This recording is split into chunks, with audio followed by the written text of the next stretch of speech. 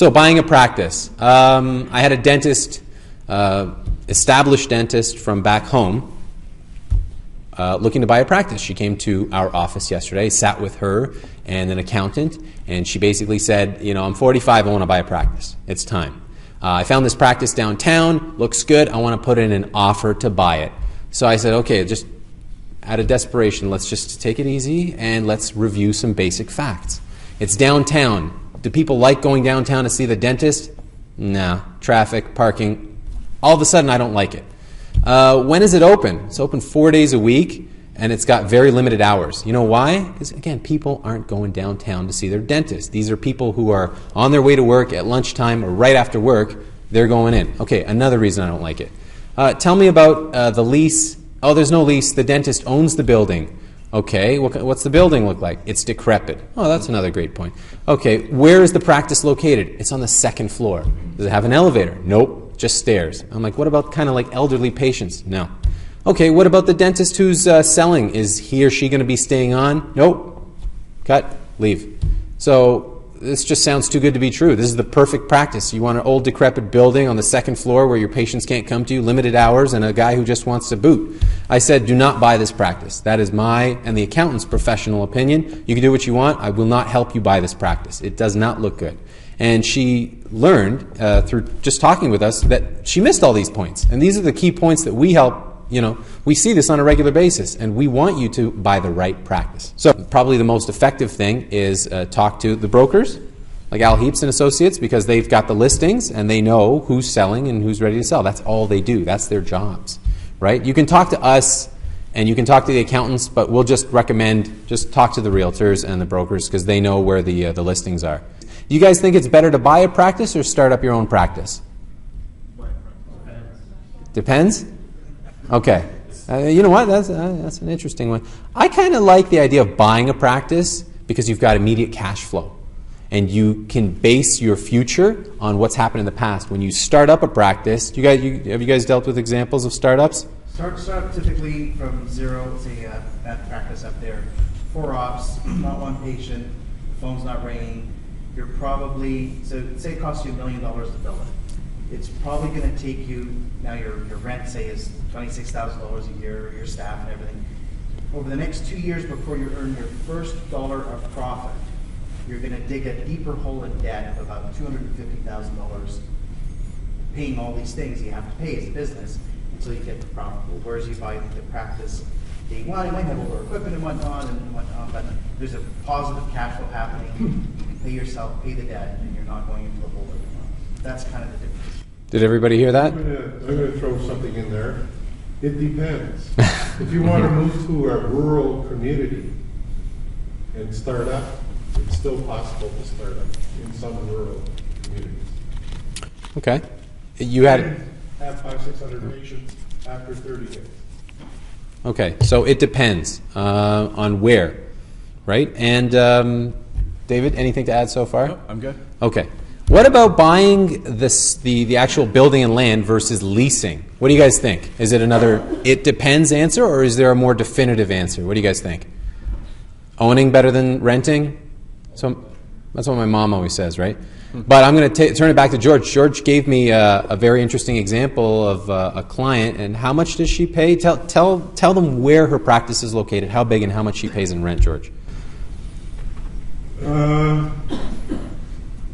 Bathurst, St. Clair, and Vaughan Road, 2 blocks from the Bathurst, St. Clair subway station. Street front, $1,075. For how many square feet? 700 square feet. That's unheard of. And this is in Toronto. Yeah, unheard of. So that's an amazing rental opportunity. My position, I don't know if you share this, is if you can own it, it's better, because the landlords screw you 95% of the time when you're trying to sell your practice. And David and I will share some anecdotes about that. We heard Henry talk about how your practice price can be cut in half if you have a real bad lease. Guess what? We're closing a deal Friday that is exactly that. It's $1 million practice, appraised. Our client is buying it for $500,000. Why? One reason. The lease. The lease has these crazy clauses in them called demolition clauses. David, do you care to explain?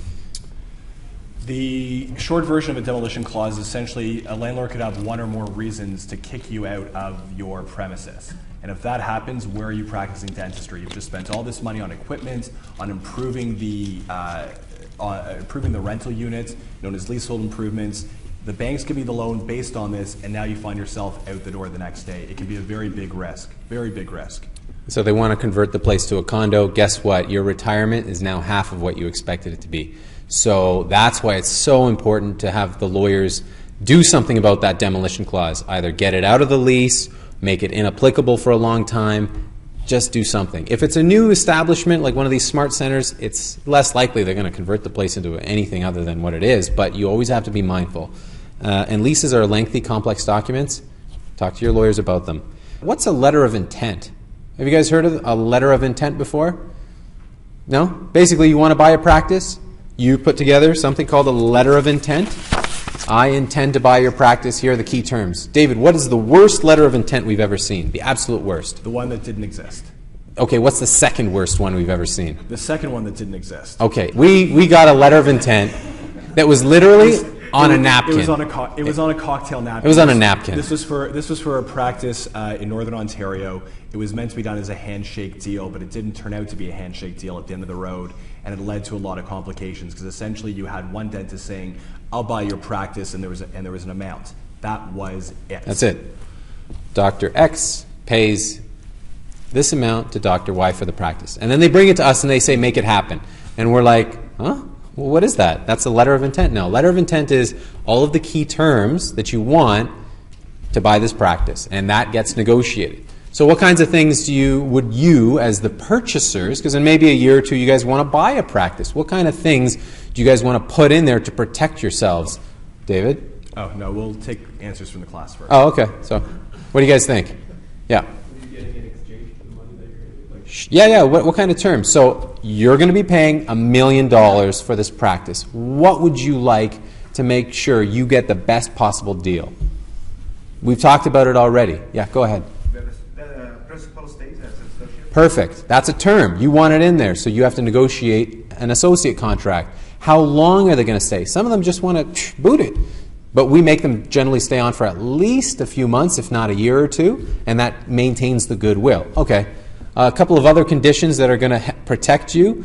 If there is a lease, you got to get a better lease, right? You either have to amend it or get a new one entirely. Anything to add so far, David? Those are two, but there's a lot. There's a lot more. There's a lot more terms. Essentially, to use the word essential again, you want to nail down the essential terms. You want to nail down price, what you're getting for that price. What's the associate going to do? Do you need to qualify for financing first? Is there a building involved? Is there a lease involved? What about the equipment? Do you need to maybe do an equipment inspection? Do you maybe want to have minimum levels of inventory? Maybe you want to deal with the staff. Are you going to keep the staff? Are you going to let the staff go? Are you going to take over the staff? Yeah. How's that going to work? David said you guys are all business people, right?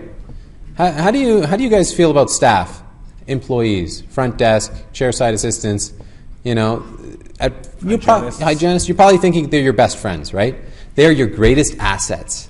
They're going to make you so much money, but you have to treat them professionally and friendly, and know that they are your biggest assets. And you also need to protect yourself. Because David and I, unfortunately, in bad scenarios, have been in court or the Human Rights Tribunal when things go wrong with the employees. So here's the scary lawyer moment. As much as your staff, as Michael says, are your best assets of your practice, they're also potentially your worst liabilities. Yeah. Especially in a buy-sell situation. Yep. We've heard this he said, she said, sexual harassment type stuff, which may or may not have been true, but it cost the dentist a lot of money. Right? And we've also heard you fired me without giving me a lot of reasonable notice, and you owe me a lot of money. So the idea is you want to put your staff on contracts that are fair, and you want to make sure you're protected in that way. A lot of staff don't have contracts, and so that's why you speak to the lawyers to protect you. And correct me if I'm wrong, but when you're going to sell your practice, having staff on contracts is actually a great thing when it comes to the value of your practice, right? Increases the goodwill. If you don't have them, you're short selling yourself. So staff, Big liability, lease, big liability, landlords, wonderful to deal with. I love landlords, right? David, you love landlords? I think Michael is being sarcastic. Yeah, Landlords are very, difficult. very sarcastic. Yeah, I don't care for landlords. Well, like landlords will put things in the lease that you can't even imagine. They put in there, in the very tiny fine print on page 62 of 149, it says, if this dentist tries to sell their practice, I want 1.5% of the purchase price. It's there. They're entitled. So what the heck do? You just lost 1.5% to the landlord? What did the landlord? They always try to grab money any which way they can. So that's why I like the whole own the building type scenario. Okay? Any questions so far, guys, about buying a practice? Now, yeah, question up there. Would you put a non-compete on substation? Yes. Is that an important consideration for you as a purchaser?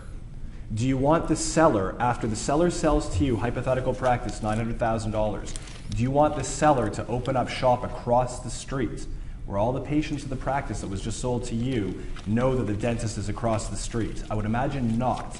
That would hurt, you heard the word goodwill before, that would hurt the goodwill of your practice and depreciate the value.